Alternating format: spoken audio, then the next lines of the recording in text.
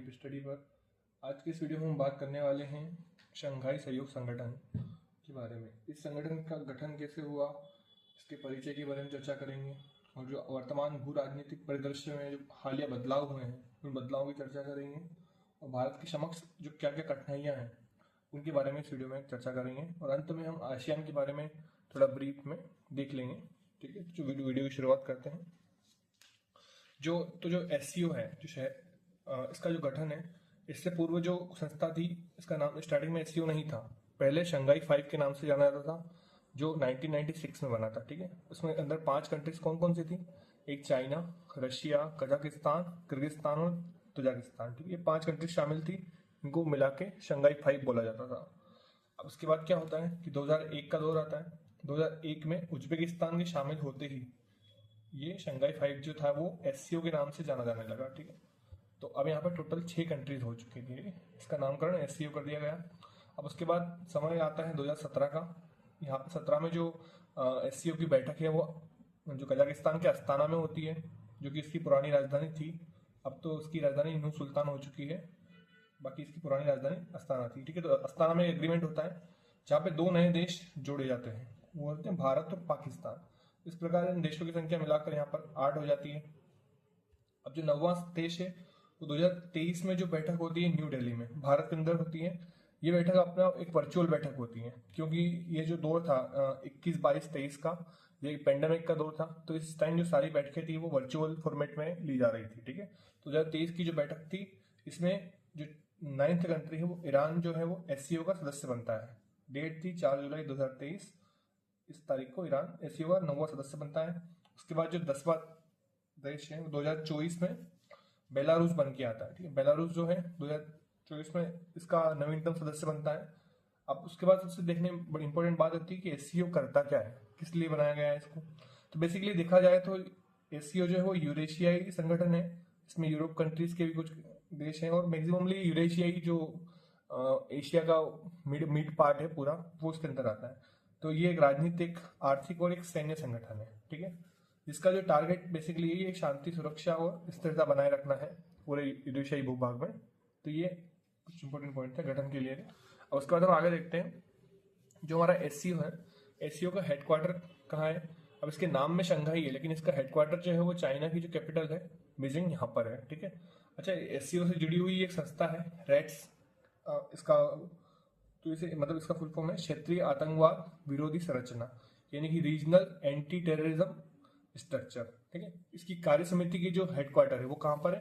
वो ताशकंद के अंदर है। ताशकंद किसकी राजधानी है? उज्बेकिस्तान की राजधानी है, तो ये ताशकंद में स्थित है। ठीक है, उसके बाद हम जो SCO जो है, SCO का जो वर्तमान स्वरूप जो लिया जाता है, जो NATO है, जो कि पश्चिमी देशों और यूरोपीय देशों का संगठन है, कि उसके एक विकल्प के रूप में बोल सकते हैं हम। NATO के विकल्प रूप में SCO को देखा जाता है। ठीक है, अब NATO की बात आई है तो NATO के बारे में एक दो इंपॉर्टेंट पॉइंट जान लेते हैं। इसके बारे में अलग से हम चर्चा कर लेंगे किसी वीडियो में, लेकिन अभी देख लेते हैं। इसका फुल फॉर्म है नॉर्थ एटलांटिक ट्रीटी ऑर्गेनाइजेशन।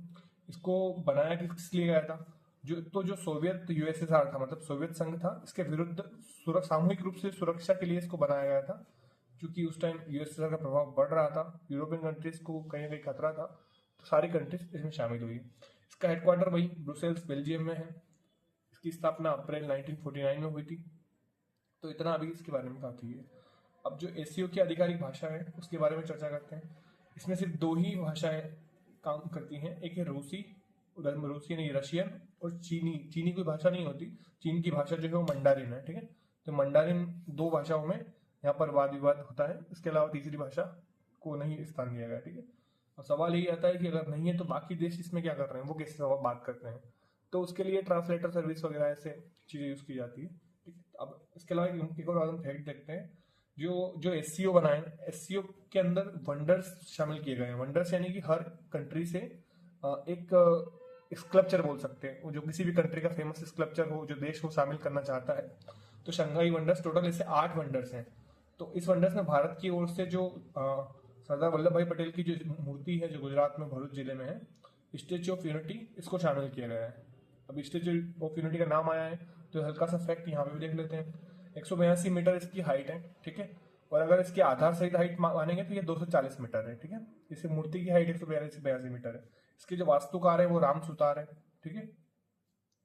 और हमारा जो पड़ोसी देश है उसका भी एक वंडर्स इसके अंदर शामिल है, तो वो है द ग्रेट मुगल हेरिटेज। ये पाकिस्तान का है, लाहौर में स्थित है ये, और इसको बनवाया था शाहजहां ने बनवाया था, ठीक है। तो ये इसमें शामिल है। अब उसके बाद हम देखते हैं कि अभी एससीओ की जो हालिया समिट है 2025 की समिट, जिसमें राजनाथ सिंह जी शामिल होने वाले हैं, ये चाइना के तेंजिन में इस बार हो रही है, ठीक है। अच्छा, अभी एक चीज आती है कि इम्पोर्टेंट, अभी जो हमने लास्ट पॉइंट डिस्कस किया था कि वर्तमान परिप्रेक्ष्य में जो हमें बदलावों की चर्चा करनी है, हालिया बदलावों की, तो हम देखते हैं कि जैसे एक जो अफगानिस्तान था, यहाँ से जैसे यूएसए जो है वो पलायन करता है, एससीओ के फॉर्मेशन के बारे में बात कर रहे हैं, ठीक है। तो अफगानिस्तान से यूएसए पलायन करता है, तो चाइना को यहाँ पर मौका मिल जाता है, कहाँ वो यूएस जो अफगानिस्तान में निवेश करने का।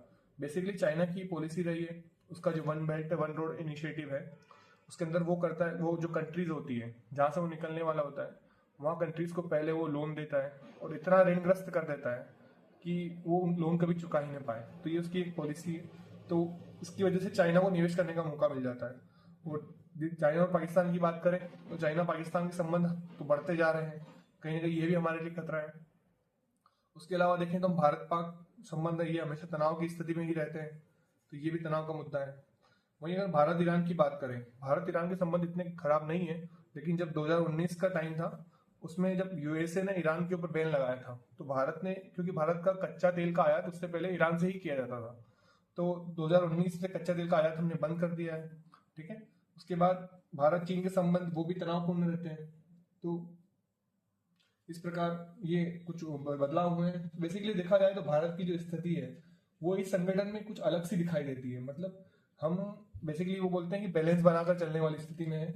हम अगर किसी देश के साथ अगर संबंध चर्चाएं करें तो संबंध बिगड़ भी सकते हैं, संबंध और अच्छे भी हो सकते हैं।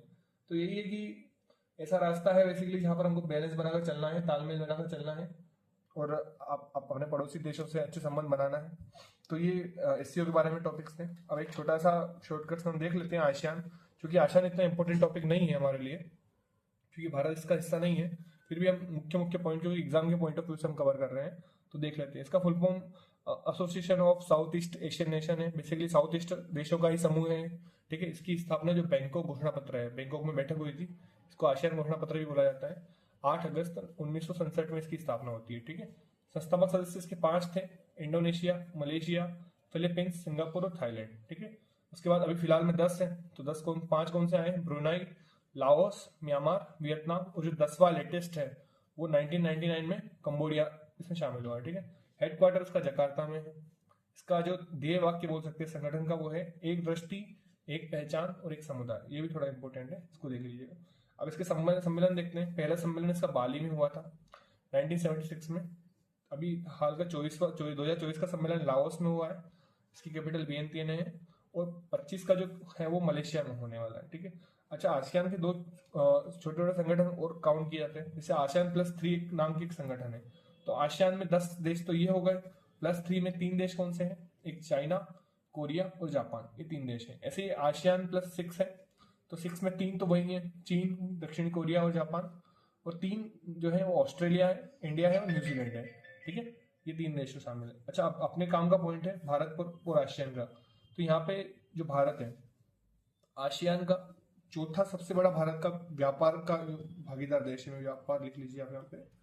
व्यापार का सबसे बड़ा भागीदार जो है वो आसियान देश है सारे, चौथा सबसे बड़ा, ठीक है। उसके अलावा हम देखते हैं भारत और जो आसियान देश है, इन देशों के मध्य मुक्त व्यापार समझौता ये भी हुआ है, ठीक है। तो ये आसियान से जुड़े कुछ इंपॉर्टेंट पॉइंट है।